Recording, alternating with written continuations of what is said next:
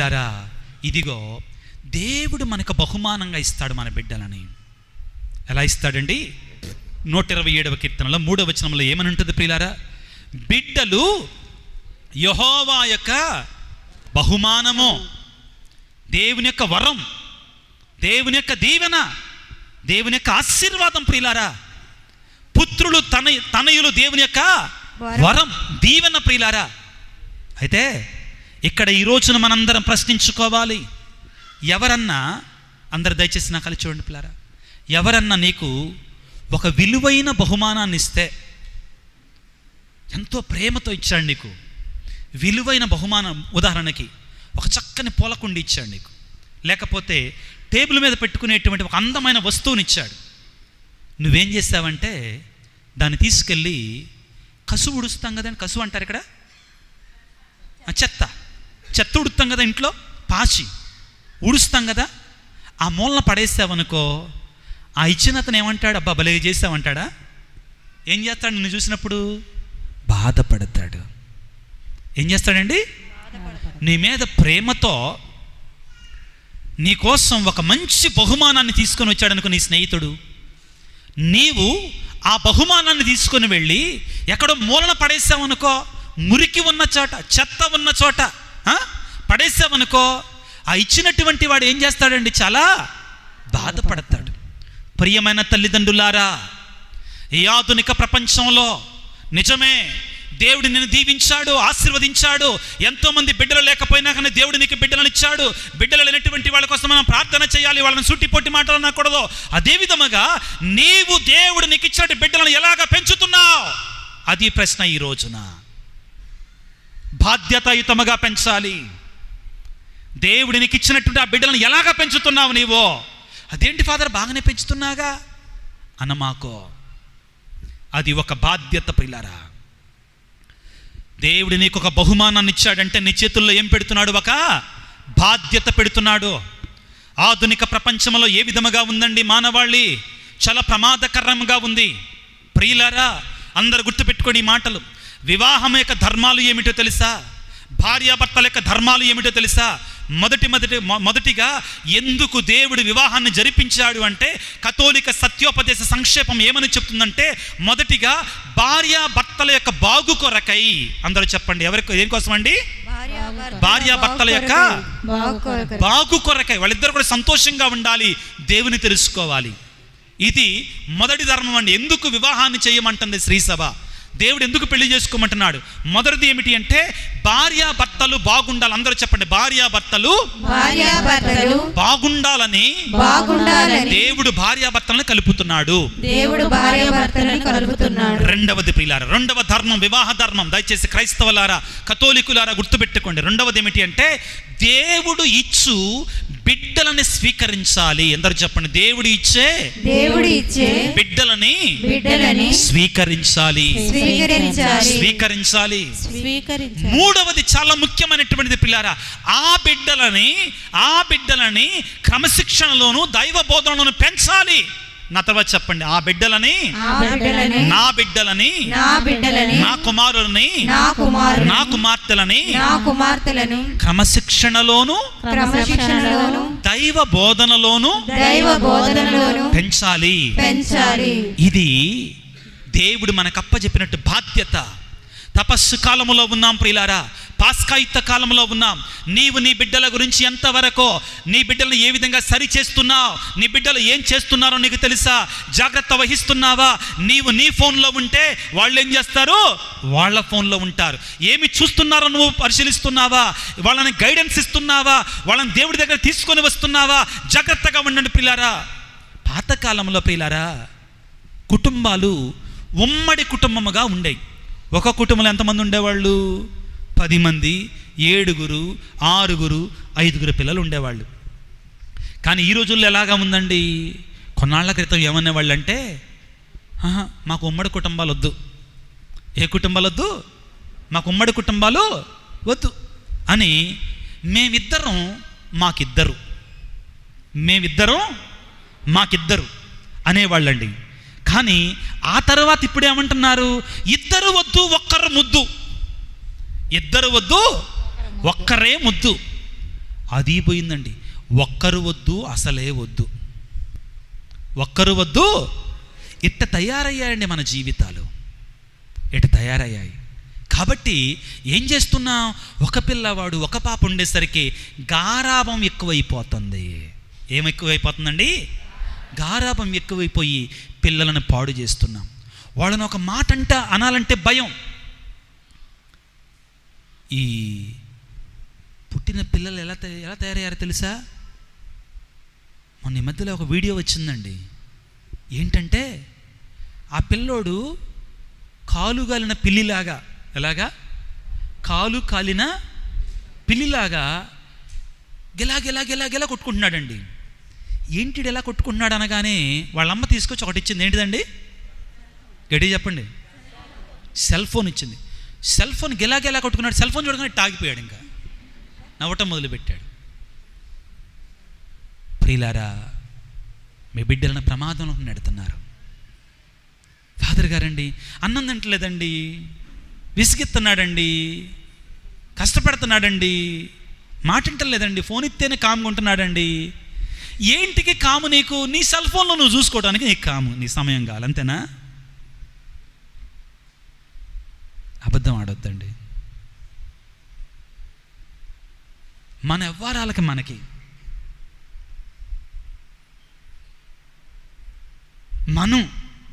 మనం చేసేది మనం చేసుకోవడానికి పిల్లోడికి ఏం అలవాటు చేస్తున్నాం?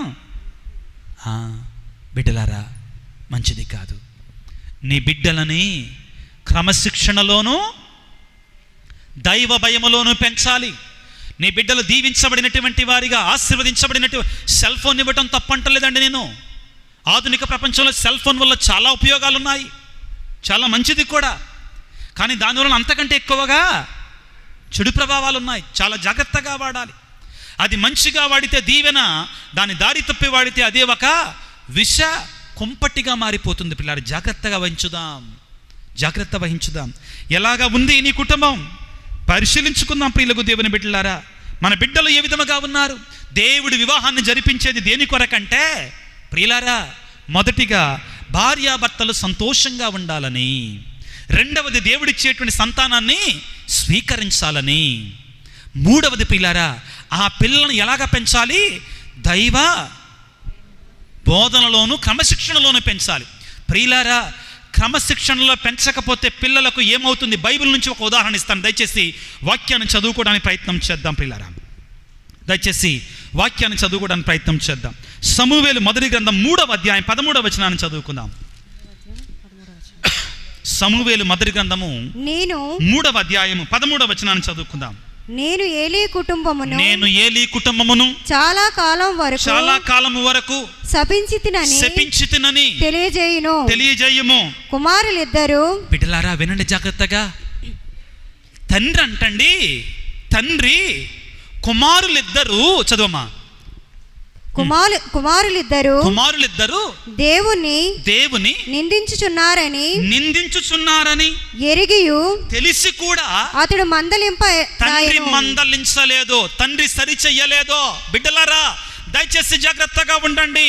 ఈ మాట మనందరి కూడా ఆధునిక ప్రపంచంలో ఉన్న క్రైస్తవులారా, మీ బిడ్డల గురించి ఆలోచించండి.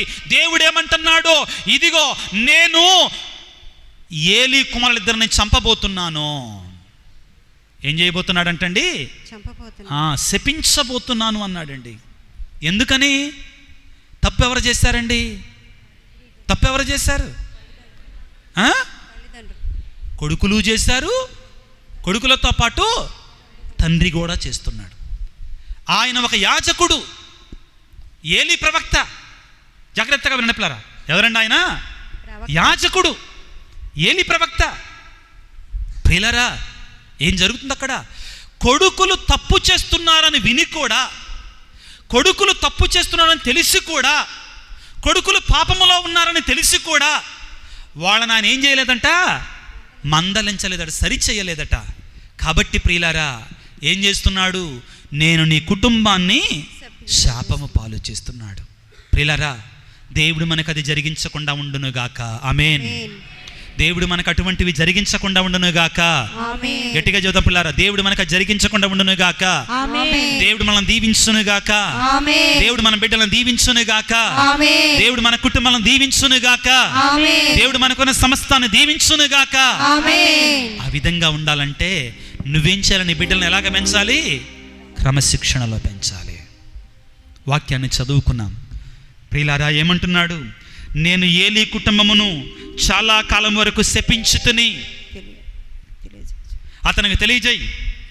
ఎందుకంటే అతడు తన కుమారులిద్దరూ దేవుని నిందించుచున్నారని ఎరిగి కూడా వారిని సరిచేయలేదు, వారిని గద్దించలేదో, వారిని నా దగ్గర తీసుకొని రాలేదో. ఏం జరిగిందో తెలుసా అండి? తర్వాత వాక్యాన్ని చదువుకున్న 11వ వచనాన్ని చదువుకున్న 4వ అధ్యాయము సమూయేలు మొదటి గ్రంథము 4వ అధ్యాయం 11వ వచనాన్ని చదువుకున్న పిల్లారా, పైగా దైవ మందస్సమును పట్టుకొనిరి ఏలీ కుమారులైన హోఫ్ని ఫినెహాసులు చంపబడిరి. ఏం చేయబడ్డారండి? చంపబడ్డారు. ప్రియులారా, మన బిడ్డలు ఆశీర్వదించబడిన బిడ్డలుగా ఉండాలి. మన కుమారులు దీవించబడిన కుమారులుగా ఉండాలి. ఆ విధంగా ఉండాలంటే మనం ఏం చేయాలి? వాళ్ళని దైవ భయములో పెంచాలి, దైవ ప్రేమలో పెంచాలి. ప్రియులారా, దైవ భయములో పెంచాలి, దైవ ప్రేమలో పెంచాలి. 2 కుమారులు చనిపోయారు. ఇప్పుడు వాక్యాన్ని చదువుకుందాం. 18వ వచనాన్ని చదువుకుందాం పిల్లారా. అదే అధ్యాయం సమూయేలు మొదటి గ్రంథం 4వ అధ్యాయం 18వ వచనం. ప్రియులారా, దైవ మందస్సము పట్టుబడినదని వినగానే ఏలీ కుర్చీ మీద నుండి వెనుకకు వెల్లికల పడి మెడ విరిగి చచ్చెను. ఏలీ కూడా ఏమైపోయాడండి? చచ్చిపోయాడు. ప్రియులకు దేవుని బిడ్డలారా, మన బిడ్డలను మనం క్రమశిక్షణతో పెంచగలిగితే, మన బిడ్డలను మనం క్రమశిక్షణతో దేవుని సన్నిధిలో పెంచగలిగితే అది ఒక దీవెనగా మారుతుంది, అది ఒక ఆశీర్వాదంగా మారుతుంది. నీకు ఆశీర్వాదంగా మారుతుంది, నీ బిడ్డలకు ఆశీర్వాదంగా మారుతుంది. ప్రియులారా, నేటి పిల్లలే రేపటి పౌరులు. క్రైస్తవ విశ్వాసములు ఏంటంటే నేటి పిల్లలే రేపటి క్రైస్తవ విశ్వాసానికి పునాదులు. ప్రియులారా, నేటి పిల్లలే వాళ్ళు క్రైస్తవ విశ్వాసానికి పునాదులు. నీవు నీతో పాటు నీ కుమారుని కుమార్తెను దేవుని సన్నిధికి తీసుకొని రాకపోతే, వాళ్ళకి ప్రార్థన చేయటం నేర్పించకపోతే, వాళ్ళ కొరకే ప్రార్థించకపోతే ఏ విధముగా వాళ్ళు దైవ భయముతో పెరుగుతారు? ఏ విధముగా వాళ్ళు దైవ ఆశీర్వాదాలతో పెరుగుతారో? ఆధునిక ప్రపంచంలో ప్రియులారా, తల్లిదండ్రులకు అన్నిటికీ సమయం ఉంది, కానీ చాలా ఇస్తున్నా మన పిల్లలకి. మంచి మంచి స్కూల్స్లో చేర్పిస్తున్నా, వాళ్ళ కోసం కోట్లు కూడబెడుతున్నా, అన్నీ ఇస్తున్నాం. కానీ ఏమి ఇవ్వటల్లా? దేవుణ్ణి ఇవ్వటలేదు ప్రియులారా. ఏమి ఇవ్వటం లేదండి? దేవుణ్ణి ఇవ్వటల్లా. నాకు తెలిసినటువంటి వాళ్ళు ఉన్నారు పిల్లరా, నాకు తెలిసినటువంటి వాళ్ళు ఉన్నారు. ఎవరంటే పిల్లలు ప్రియులారా, ఒక వయసు వచ్చిన తర్వాత సడన్గా మతి స్థిమితం లేనటువంటి వాళ్ళు, మైండ్ పోయినటువంటి వాళ్ళు, పిచ్చి వాళ్ళు అయిపోయినటువంటి వాళ్ళు. ప్రియులారా, నువ్వు కోట్లు సంపాదించినా కానీ ఆ పిల్లవాడిని ఎవరన్నా బాగు చేయగలరా? ఎవరు బాగు చేయగలరు? Praise the lord, praise the lord, praise the lord. నేను విజయవాడ మిత్రాసనంలో పాస్టల్ సెంటర్ డైరెక్టర్గా పనిచేస్తున్నానండి. నేను కార్మెల్ నగర్ గుణదల దగ్గరలో పనిచేస్తున్నానండి. ఆ కార్మల్ నగర్లో నేను పనిచేసేటువంటి మా పాస్టల్ సెంటర్ దాని వెనక మతి స్థిమితం లేని పిల్లల యొక్క స్కూల్ ఉందండి. సిస్టర్స్ నడిపిస్తున్నారు. వాళ్ళని చూస్తుంటే జాలేస్తండి, బాధ కలుగుద్ది. ప్రియులారా, నువ్వు నీ బిడ్డకి డబ్బు ఇవ్వగలవు, 1000 ఎకరాల పొలాన్ని పంచగలవు.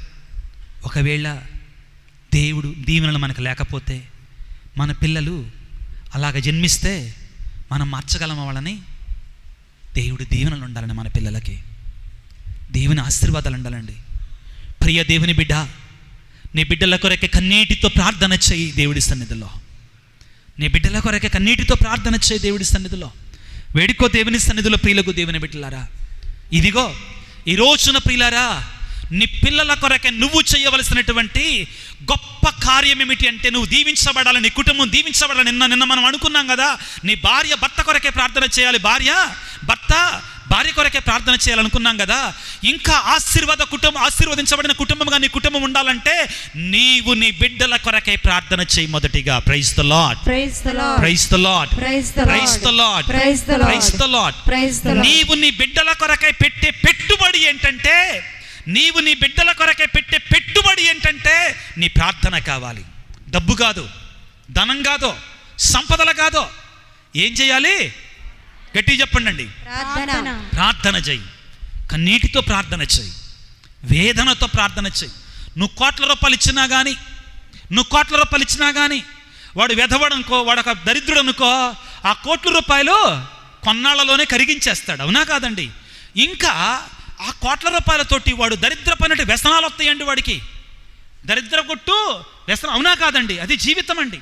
దేవుని దీవెనలు లేవనుకో, దేవునికి ఆశీర్వాదాలు లేవనుకో, ప్రియరా నీ బిడ్డల కొరక నువ్వు ప్రార్థన చేయకపోతే జరిగేది ఇదే. ప్రార్థన చెయ్యండి పిల్లరా, దయచేసి. ప్రియులారా, ఇదిగో అగస్తీను గారు పిల్లరా, ఇదిగో పాపములో బ్రతికాడండి. భయంకరమైన పాపంలో బ్రతికాడు, కానీ గొప్ప పునీతుడిగా మారాడు. ఎలాగా? తల్లి ప్రార్థన. తల్లి పేరేంటి? మౌనికమ్మ. Praise the lord, praise the lord. Don Bosco గారు పిల్లరా, ఎవరండి? డాన్ బోస్కో గారు. ఆయన గురువు అయింది ఆయన తల్లి అంటే మమ్మ మార్గరెట్ వలనండి. ఈ రోజున మీ ముందు నిలబడి దేవుని యొక్క మహిమలు, దేవుని యొక్క వాక్యాన్ని బోధిస్తున్నట్టు ఈ విజయరాజు మామూలుడేం కాదండి. మీరు అనుకోమాకండి, మామూలుడు కాదండి. చిన్నప్పుడు మామూలు దోలోడు కాదండి, మామూలు తుంటరోడు కాదండి. ఈ విజయరాజు మామూలు తుంటరోడు కాదండి. నాకు ఒక గ్యాంగ్ ఉండేదండి చిన్నప్పుడు. నాకు ఒక గ్యాంగ్ ఉండేది. తాడి చెట్లు తెలుసా? తాడి చెట్లు, తాటికాయలు ఉంటాయిగా, తెలుసా? ఎంత తాడి చెట్టు అయినా కానీ ఎక్కేసేవాడిని. ఎంత కొబ్బరి చెట్టు అయినా ఎక్కేసేవాడిని అండి. ఇప్పుడు కాదులేండి, ఇంకాడా. ప్రియులకు దేవుని బిడ్డలారా, ఎంత తాడి చెట్టు అయినా కొనుక్కొచ్చా. ఇక పొద్దున్న లేస్తే తగులు కొనుక్కొచ్చేవాడిని అండి. మా అమ్మకి భయం వేసేది. నా కొడుకు ఏమైపోతాడో. ఒక రోజున నేను భయపడతలేదండి, చిన్నప్పుడు చేసిన దోల పనులు. ఒకరోజు మా అమ్మ నన్ను దగ్గరికి పిలిచి నా చేతులు పట్టుకొని, చిన్నప్పుడు నాకు ఇంకా గుర్తండి, నా చేతులు తన చేతుల్లో పెట్టుకొని, అయ్యా నన్ను దేవుడికి సమర్పించాలనుకున్నానయ్యా అని మా అమ్మ నా కోసం ఉపవాసం ఉండి ప్రార్థన చేసింది. పిల్లారా, ఈనాడు ఆ తుంటరోడు, ఆ దోలోడు, ఆ పనికి మాలినటువంటి వాడిని దేవుడు వాడుకుంటున్నాడంటే ఆ గురు వెనక ఒక తల్లి ఉంది. ప్రియులకు దేవుని బిడ్డలారా, ఆ గురు వెనక ఒక తల్లి ప్రార్థన ఉంది. ప్రియులకు దేవుని బిడ్డలారా, ఒకే ఒక కారణం ప్రియులారా, మా అమ్మ చేసిన ప్రార్థన. ప్రియులారా, నీవు కూడా నీ కొడుకు కోసం, నీ కుమార్తె కోసం కన్నీటితో ప్రార్థన చేస్తే వాళ్ళని దేవుడు అద్భుతంగా వాడుకోబోతున్నాడు. దేవుడు అద్భుతంగా ఆశీర్వదించబోతున్నాడు. నీ ప్రార్థనే నీ బిడ్డలకి గొప్ప దీవెన.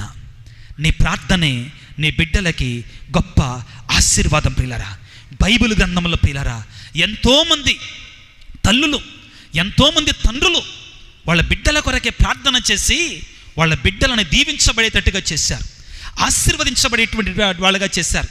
మార్కు సువార్త 5వ అధ్యాయం ఏం జరుగుతుంది అక్కడ? 5వ అధ్యాయం 22వ వచనంలో చదువుకుందాం పిల్లరా. అట్లు ఆయన ఆ సరస్సు తీరమున ఉండగా ప్రార్థనా మందిర అధ్యక్షులలో ఒకడు యాయీరు అనువాడు వచ్చి ప్రభు పాదములపై పడి ప్రభువా, నా కుమార్తె మరణావస్థలో ఉన్నది. తాము వచ్చి ఆ బాలికపై తమ హస్తములు ఉంచిన ఆమె స్వస్థత పొంది జీవింపగలదు. Praise the lord, praise the lord, praise the lord, praise the lord. ప్రియులారా, ఒక యాయీరు అనే వ్యక్తి ప్రియులారా, తన బిడ్డ ఏ విధంగా ఉందంటండి? మరణావస్థలో ఉంది, రోగములో ఉంది, వ్యాధిలో ఉంది. మామూలు జబ్బు కాదండి అది. ఎటువంటి జబ్బు? మరణావస్థలో ఉన్న జబ్బు అండి. చావుకు దగ్గర అయింది పిల్లారా. ఏం చేశాడు యాయీరు? ఎక్కడికి వెళ్ళాడు? వెంటనే వైద్యుల దగ్గరికి వెళ్ళాడా? వెంటనే అక్కడికి పరిగెట్టాడా? మనలాగా ఏం చేశాడు? ఎక్కడికి వచ్చాడండి? ప్రభు దగ్గరకు వచ్చి ఏం చేశాడు? పాదాలపై పడ్డాడు. ఆయన పాదాల మీద పడ్డాడు. నీ బిడ్డల కోసం నువ్వు కూడా ప్రభువు పాదాల మీద పడు. నీ బిడ్డల కొరకే నువ్వు కూడా కన్నీటితో ప్రార్థన చేయి. నీ బిడ్డను అద్భుతంగా దీవించబోతున్నాడు. మరణించినటువంటి యాయీరు కుమార్తెని తల్లి తాకు మీ బాలిక లెమ్ము అని పలికి అద్భుత రీతిగా లేపినటువంటి ఆ దేవుడు నీ కుమారుడు ఒకవేళ ఆత్మీయంగా మరణించి ఉన్నాడేమో, నీ కుమారుడు ఒకవేళ చదువులు రాకుండా ఉన్నాడేమో, నీ కుమారుడు ఒకవేళ భయం అనేటువంటి దానిలో ఉన్నాడేమో, మానసికమైన వేదనతో ఉన్నాడేమో, నీ కుమార్తె ఒకవేళ ఇదిగో చెడు వ్యసనాలకు బలి అయిందేమో, ప్రార్థన చేయి. ప్రార్థనకి అసాధ్యమైనది ఏది కూడా లేదు. Praise the lord, praise the lord, praise the lord, praise the lord, praise the lord, praise the lord. మరొక వాక్యాన్ని చదువుకున్న పిల్లరా, కనానీయ స్త్రీ పిల్లరా, మత్తయి శుభవార్త 15వ అధ్యాయం. పిల్లరా, మన బిడ్డల కొరకే ప్రార్థన చెయ్యాలి. మన బిడ్డలకు ఇవ్వగలిగినటువంటి గొప్ప ఆస్తి ఇదే ప్రియులకు దేవుని బిడ్డలారా. మత్తయి శుభవార్త 15వ అధ్యాయాన్ని తీసుకుందాం ప్రియులకు దేవుని బిడ్డలారా. 15వ అధ్యాయం 22వ వచనాన్ని చదువుకుందాం.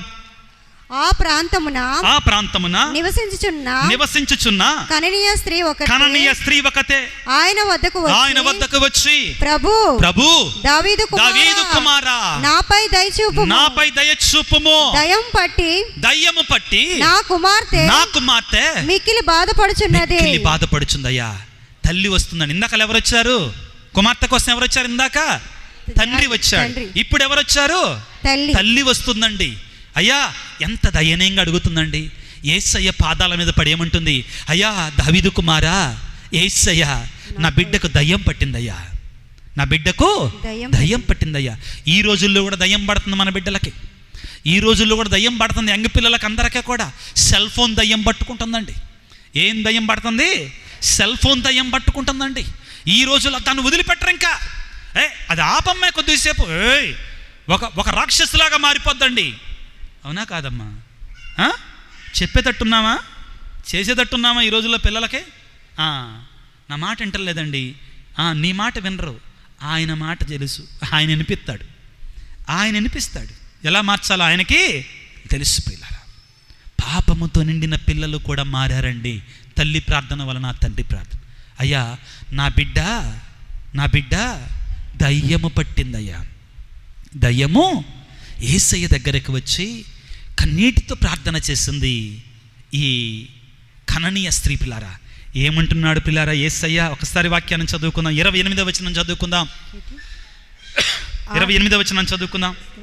యేసు ఇది విని అమ్మా నీ విశ్వాసము గొప్పది, నీ కోరిక నెరవేరునుగాక, నీ బిడ్డ స్వస్థపరచబడుతుంది. Praise the lord, praise the lord, praise the lord, praise the lord, praise the lord. స్వస్థపడిందా అమ్మా? చదువుకుందాం పిల్లారా. అనెను ఆ క్షణముననే అదే క్షణములో పిల్లారా ఆమె కుమార్తె స్వస్థత పొందెను. గట్టిగా చప్పట్లు కొడదాం పిల్లారా దేవునికి. గట్టిగా చప్పట్లు కొడదాం ప్రియులారా దేవునికి. ఇంకా గట్టిగా ప్రియులారా, సంతోషంగా ప్రియులారా, సంతోషంగా ప్రియులారా. దేవుడు నువ్వేం కోరుకున్నా ఇస్తాడో లేదో నాకు తెలియదు, కానీ నీ బిడ్డల కోసం, నీ కుమారుల కోసం నువ్వు కన్నీటితో ప్రార్థన చేస్తే ఒక తల్లిగా, ఒక తండ్రిగా నీ ప్రార్థన ఆలకిస్తాడు. Praise the lord, praise the lord, praise the lord, praise the lord, praise the lord, praise the lord. ప్రార్థన చేస్తున్నావా? చేస్తున్నా స్వామి. ఏనాడన్నా నీ బిడ్డల కోసం ఉపవాసం ఉన్నావా? చెప్పండి నిజంగా. మరి ఏంది నువ్వు చేసే ప్రార్థన? ఉపవాసం అంటే ఏంటి స్వామి? చక్కగా చెప్పారు మీ విచారణ గురువులు మొదట్లో, చాలా చక్కగా వివరించారు. ఉపవాసం అంటే అసలు ఏంటి స్వామి? శ్రీసభ నిబంధన ప్రకారం ఒక్క పూట ఫుల్ మీల్స్ మానుకో. అట్టని 3 పూటలకు కలిపి ఒక్క పూట తినమాకు, అది కూడా తప్పే. అర్థమైందా? ఒక్క పూట ఫుల్ మీల్స్ తిని మిగిలినటువంటి కొంచెం, ఆ 2 పూటలు కూడా ఒక్క మీల్స్ తోటి కాకూడదండి. శ్రీసభ రూల్ చెప్తున్నా. నేను అంతకంటే ఇంకా స్ట్రిక్ట్గా ఉండకూడదు. ఉండొచ్చు, తప్పులేదు. శ్రీసభ ఏమంటుందంటే ఒక్క పూట ఫుల్ మీల్స్ తినొచ్చు, 2 పూటలు మాత్రం ఏం చేయాలంటే సగం కంటే తక్కువ తినాలి. ఎంత? సగం కంటే. ఉదాహరణకి నువ్వు ఒక్క పూటే 10 చపాతీలు తిందాం అనుకున్నావు. అమ్మో అనమాకండి, సన్నటి చపాతీల గురించి మాట్లాడుతున్నా నేను. ఓకే, సన్నటి చపాతీల గురించి ఒకసారి 10 చపాతీలు తింటావనుకో, నువ్వు ఉపవాసం ఉండేటప్పుడు ఏం చేయాలంటే నువ్వు ఒక పూట ఫుల్ మీల్స్ తినొచ్చు, 10 చపాతీలు తినొచ్చు. కానీ మిగిలినటువంటి 2 పూట్ల కలిపి కూడా 10 చపాతీలు కాకూడదు. ఏది 40 రోజుల పాటు ఉపవాసం ఉండేవాళ్ళండి. అలా కాకుండా విభూది బుధవారమందున, పెద్ద శుక్రవారమందున తప్పనిసరిగా విధిగా 15 సంవత్సరాలు నిండినటువంటి, 16 సంవత్సరాలు నిండినటువంటి వాడు, 60 సంవత్సరాల లోపు వాళ్ళు ఉపవాసం ఉండాలి. అంటే ఏంటి? పూర్తిగా భోజనాన్ని ఒక పూట మానేయాలి. నాకు తెలుసు పిల్లారా, మీలో ఎంతోమంది అమ్మలు, తండ్రులు ఎంతోమంది ఆదివారం పూజ అయిపోయేదాకా పచ్చి మంచినీళ్ళు ముట్టనటువంటి వాళ్ళు మీలో ఉన్నారు. గొప్ప భక్తులండి, నాకు తెలుసండి, నాకు తెలుసు పిల్లారా. అందరి చేతులు జోడించుదాం పిల్లారా. సర్వశక్తిమంతుడా, సర్వోన్నతుడా, యేసు రాజా, ఇప్పటి వరకు నీ సన్నిధిలో ఉండి నిన్ను ఆరాధించుకొని, నిన్ను స్తుతించుకొని, నీ వాక్యాన్ని ఆలకించినటువంటి నీ బిడ్డలందరిని దీవించు నాయన, అభిషేకించు నాయన. ముఖ్యంగా ఈ శ్రమల కాలంలో, ఈ తపస్సు కాలంలో తండ్రి ప్రభు, దీక్ష పరులని, ఉపవాసం ఉంటున్న బిడ్డలని, ప్రతి క్రైస్తవ బిడ్డను దీవించయ్యా. నీ అభిషేకాన్ని ఇవ్వండి ప్రత్యేకమైన రీతిలో. యేసయ్యా, ఈ పార్వతీపురం విచారణ దీవించండి నాయన. ఇక్కడికి వచ్చిన బిడ్డలను దీవించండి నాయన. చిన్నారి బిడ్డలను దీవించండి నాయన. యువతి యువకులను ఆశీర్వదించండి నాయన. నీ అభిషేకాన్ని ప్రభువా పరలోక ద్వారాలను తెరిచి కుమ్మరింపచేయండి. నీ ఆశీర్వాదాన్ని కుమ్మరింపచేయండి ప్రభువా. నీ గొప్ప ఆశీర్వాదాన్ని మాకు దయచేయండి. నీ అద్భుతాలు మాకు ఇవ్వండి నాయన. నీ అభిషేకాన్ని మాకు ఇవ్వమని ఈ వాక్య పరిచయంలో పాల్గొంటున్నటువంటి ఎవరైతే ప్రభువా ఈ యూట్యూబ్ ద్వారా వేల మంది ప్రభువా ఈ ఆరాధనలో పాల్గొంటున్నారు, వారందరి కొరకే ప్రార్థిస్తున్నాను తండ్రి. ఈ యూట్యూబ్లో మా కొరకే ప్రార్థించండి ఫాదర్, ఈ ఆరాధనలో మా కొరకే ప్రార్థించండి ఫాదర్ అని ఎవరైతే అడుగుతున్న వారందరిని దీవించమని, ఆశీర్వదించమని మా ప్రభు అయిన క్రీస్తు ద్వారా వేడుకొనుచున్నాము తండ్రి. ఆమేన్, ఆమేన్, ఆమేన్, ఆమేన్, ఆమేన్.